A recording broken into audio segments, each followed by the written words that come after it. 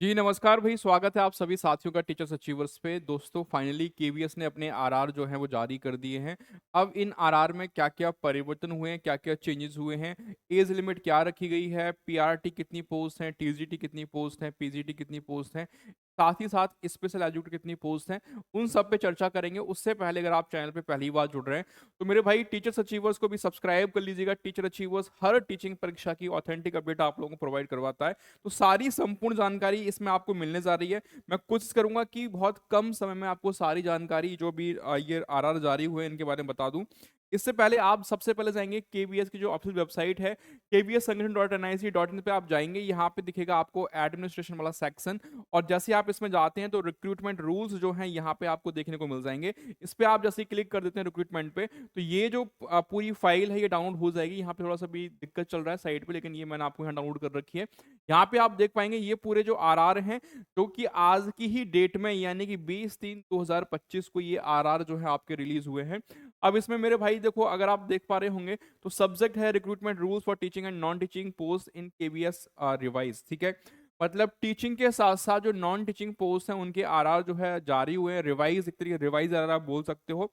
अब इसमें मेनली क्या-क्या चीज़ें हैं, किस-किस के बारे में बात करी गई हैं, वो सारी जानकारी आपको मिल जाएगी। और एक बात ध्यान रखिएगा, ये टीचिंग पोस्ट के साथ-साथ नॉन टीचिंग पोस्ट के लिए भी है।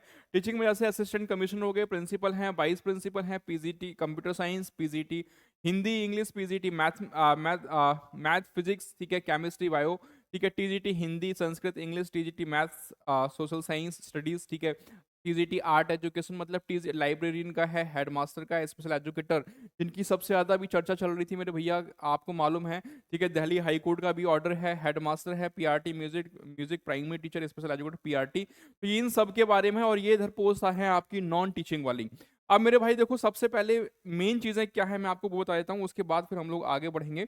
अब देखो, इसमें सबसे पहला जो मुद्दा बना है हमारा, कि भैया जो नए आरआर जारी हुए हैं, इस नए आरआर में कितने पद आ रहे हैं टोटल। तो मेरे भाई देखो, सिंपल सी बात है, आरआर में आपको पद मालूम नहीं चलेंगे, है ना? कितनी पोस्ट पे आएगा, ये जब विज्ञापन आएगा तब आपको मालूम चलेगा। यहाँ पे ये जो सैंक्शन पोस्ट होती है ना, वो आपको दिखाई देंगी। बहुत साथी भ्रमित हो रहे हैं कि भैया जैसे पीआरटी का इतना दे रखा है, टीजीटी इतना है, तो ये सारी पोस्ट पे विज्ञापन आ रहा है क्या? ये जस्ट आपका सैंक्शन पोस्ट है। अब इसमें कितनी के लिए रैक्यूशन भेजा गया है, कितना क्या फिलअप होना है, कितना डायरेक्ट रिक्रूटमेंट से है, कितना प्रमोशंस के थ्रू है, तो वो सारी चीजें मैटर इसमें करती हैं, ठीक है? तो ये स्थिति क्लियर अभी यहाँ से नहीं हो पाएगी। सबसे बड़ा मुद्दा एज रिलैक्सेशन क्या रखा गया है, एलिजिबिलिटी क्या है, इन सब पे हम लोग चर्चा करेंगे। तो मैं सबसे पहले जो बात है भाई एज लिमिट वाली, पहले एक बार आप वो देख लीजिएगा। तो अगर मैं एज लिमिट की बात करता हूं, तो जो पीजीटी के लिए एज लिमिट है, पीजीटी पोस्ट के लिए, वो है आपकी कितनी, 40 ईयर्स। ध्यान दीजिएगा, पीजीटी पोस्ट के लिए आपकी 40 साल है, टीजीटी पोस्ट के लिए 35 ईयर्स है, पीआरटी पोस्ट के लिए 30 ईयर्स है। तो 30, 35 और 40 आप ध्यान रखेंगे। पीआरटी 30 ईयर्स, टीजीटी 35 और पीजीटी आपका 40। अब एक चीज ध्यान रखना, ये तो हो गई आपकी एज लिमिट। इसमें रिलैक्सेशन जो होगा वो आपको इस पे मिलेगा। रिलैक्सेशन आपको इस पे मिलेगा। अगर मैं बात करता हूं एज रिलैक्सेशन की, देखो यहाँ पे अगर आप, सिंपल सी बात मेरे भैया, अगर आप केवीएस के एम्प्लॉई हैं, ठीक है, तो आपको 5 साल का जो रिलैक्सेशन है मिल जाएगा अपर एज लिमिट में, ये ध्यान रखिएगा। उसके साथ साथ जो फीमेल वाले, देखो भाई सबसे ज्यादा क्वेश्चन यहीं से है कि सर फीमेल्स के लिए क्या एज रिलैक्सेशन मिल रहा है, कितना मिल रहा है। तो फीमेल के लिए आपका 10 ईयर्स, साथ ही साथ जो साथी पीडब्ल्यूडी वाले हैं, पीडब्ल्यूडी के लिए भी आपका 10 ईयर्स का रिलैक्सेशन है, ये बात ध्यान रख लीजिएगा।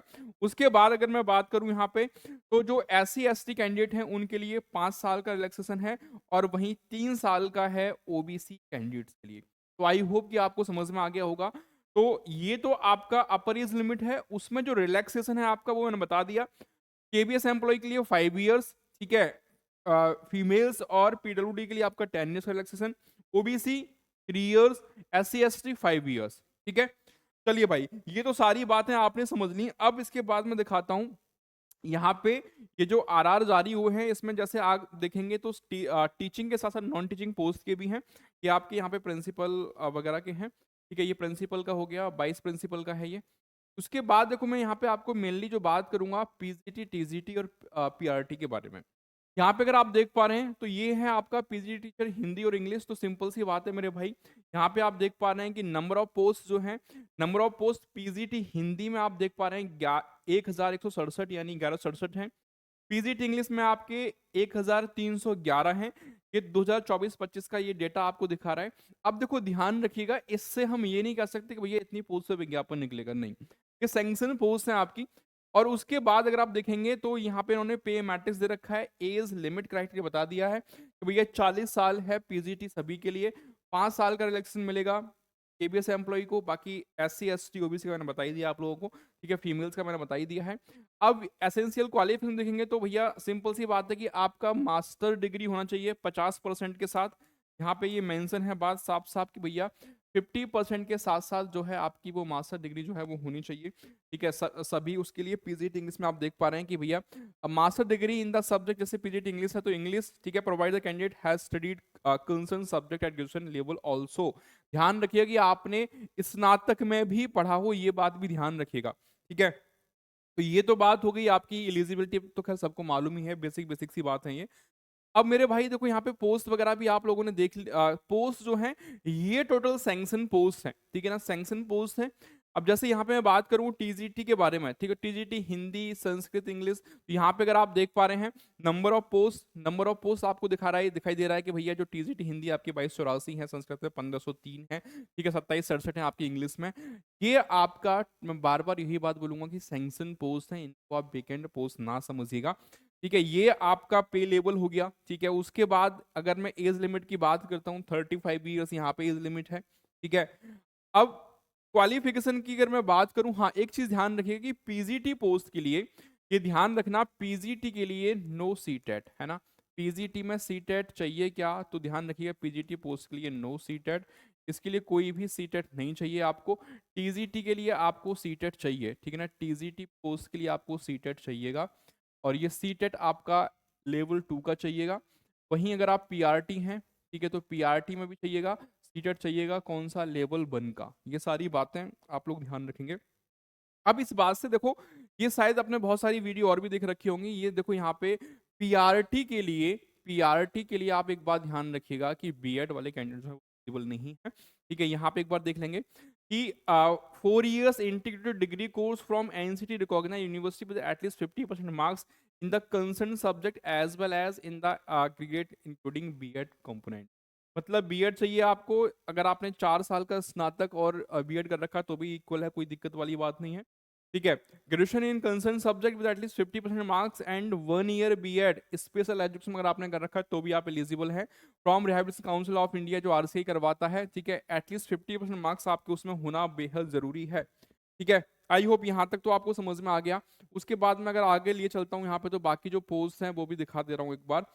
ये है आपका टीजीटी जो है मैथ्स साइंस, और आपका है सोशल साइंस।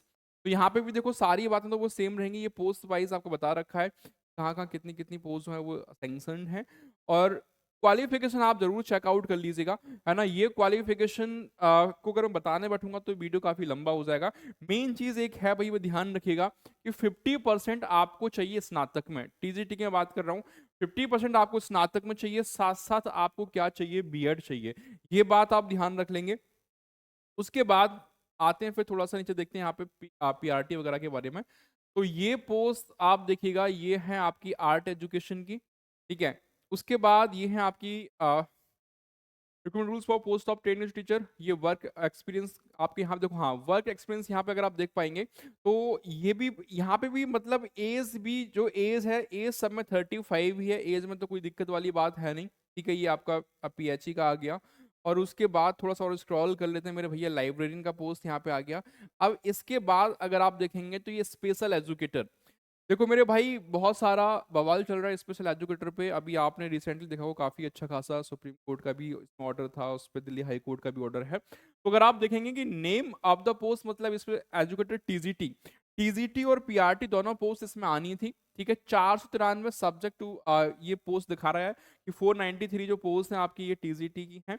अब यहाँ पे अगर आप देखेंगे तो एज लिमिट कितना है, 35 ईयर्स है। अगर मैं बात कर लूँ क्वालिफिकेशन की, है ना, क्वालिफिकेशन पे अगर नजर डालेंगे तो देखो ये बहुत जरूरी है समझना कि भैया क्या क्या होना चाहिए या फिर कौन इनके लिए अप्लाई कर पाएगा।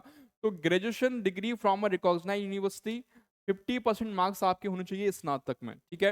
Any of the following from recognized university institute, BEd special education में कर रखा हो आपने 50% मार्क्स के साथ, या फिर बीएड जनरल आपने कर रखी है with at least 50% marks along with 1 year diploma in special education.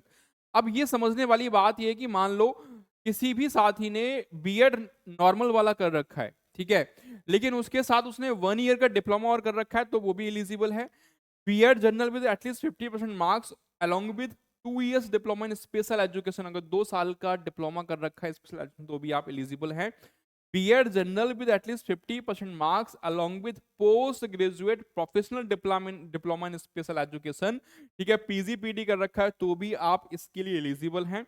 BEd अगर आपने कर रखा है स्पेशल एजुकेशन में 50% नंबर के साथ एंड पोस्ट ग्रेजुएट कर रखा है, प्रोफेशनल सर्टिफिकेट है आपके पास तो भी आप एलिजिबल हैं।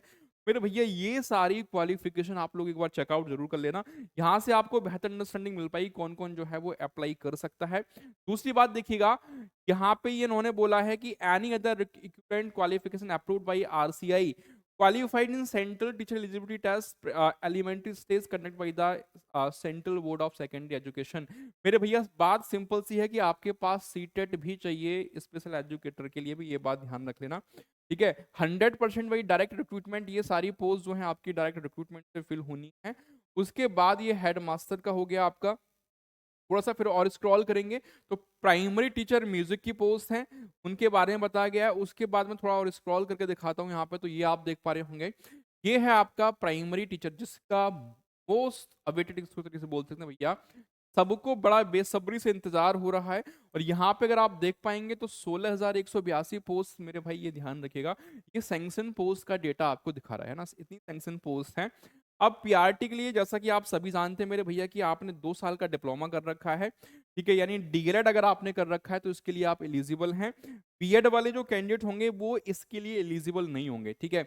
यहाँ पे आप देख लो कि 2 साल का डिप्लोमा अगर आपने कर रखा है आफ्टर 12 तो आप एलिजिबल हैं, स्नातक के बाद कर रखा है तो आप एलिजिबल हैं, ठीक है। और एक सबसे बड़ा मुद्दा ये ध्यान रखिएगा कि ट्रेनिंग, ये बोल रहा है कि भैया देखो यहाँ पे एक बात ध्यान समझना कि training to be undergone a person with DEd special education qualification shall undergo after appointment. मतलब जिन्होंने डीएड स्पेशल एजुकेशन में कर रखा है उनको एक ट्रेनिंग जो है 6 मंथ्स का वो करना पड़ेगा, ठीक है, ये बात ध्यान रखेंगे। तो ये सारी बातें आपने देखी यहाँ पे। इसके बाद आपकी जो है नॉन टीचिंग वाली आ जाएंगी, ये स्पेशल एजुकेट पीआरटी का है, 494 पोस्ट इसकी है मेरे भाई। यहाँ पे भी आप देख सकेंगे कि डीएड चाहिए स्पेशल एजुकेशन में, ठीक है, और अगर आपने 1 ईयर का डिप्लोमा भी कर रखा है तो भी आप एलिजिबल रहेंगे, ये सारी बात। इसके बाद यहाँ से आपकी नॉन टीचिंग वाली पोस्ट है वो स्टार्ट हो जाएंगी। तो आई होप कि सारी चीजें आपको क्लियर हो गई होंगी। मेन मुद्दा था एज वाला, एज क्राइटेरिया मैंने बता दिया। अब बहुत जल्दी जो है ये विज्ञापन आपको यहाँ पर देखने को मिलेगा केपीएस का, आप लोग तैयार रहिए। मैं कब से आप लोगों से बोलता आ रहा था कि भाई देखो चीजें थोड़ी सी देरी हो रही है, लेकिन ऐसा नहीं है कि आपका नोटिफिकेशन नहीं आएगा। आरआर क्लियर हो गए, केबीएस के आगे, इन एनबीएस के भी आगे। अब ऐसा होगा कि आप सोचोगे तैयारी किसकी करूं, क्योंकि अभी मेरे भाई देखना आपको ना केबीएस और एनबीएस साथ साथ चीजें देखने को मिल जाएंगी। तो अब कलम अपनी उठा लीजिए, तैयारी में लग जाइए, ठीक है। अब इधर उधर की अफवाहों से दूर रहिए, विज्ञापन आएगा, वैकेंसी आएंगी, आप लोग तैयार कितने हैं ये मैटर करेगा। तो टीचर अचीवर्स को सब्सक्राइब कर लेना, साथ ही साथ जिन लोगों ने एप्लीकेशन डाउनलोड नहीं कर रखा है मेरे भाई टीचर अचीवर्स का, वो सभी साथी क्या करें, एप्लीकेशन डाउनलोड कर लें। यहाँ पे केबीएस के जो कोर्स वगैरह हैं वो भी आपको देखने को मिल जाएंगे। पेड कोर्स सेक्शन में जैसे आप जाएंगे तो पेड कोर्स सेक्शन के अंदर ये सारी अलग अलग कैटेगरीज जो हैं ये बनी हुई हैं, इनमें जाके आप लोग चीज़ों को क्या कर सकते हैं, सर्च कर। कोई डाउट अगर आपका बचता है तो आप लोग जो है कमेंट करके पूछ सकते हैं, ये सारे सेक्शंस आपके बने हुए हैं, केबीएस एग्जाम्स के भी हैं, एनबीएस एग्जाम्स के भी हैं, ठीक है मेरे भाई। तो यहाँ से जाके आप चीज़ों को देख सकते हैं, ठीक है। चलिए मिलेंगे फिर अगली अपडेट के साथ, तब तक अपना ध्यान रखिए, हंसते रहिए, पढ़ते रहिए।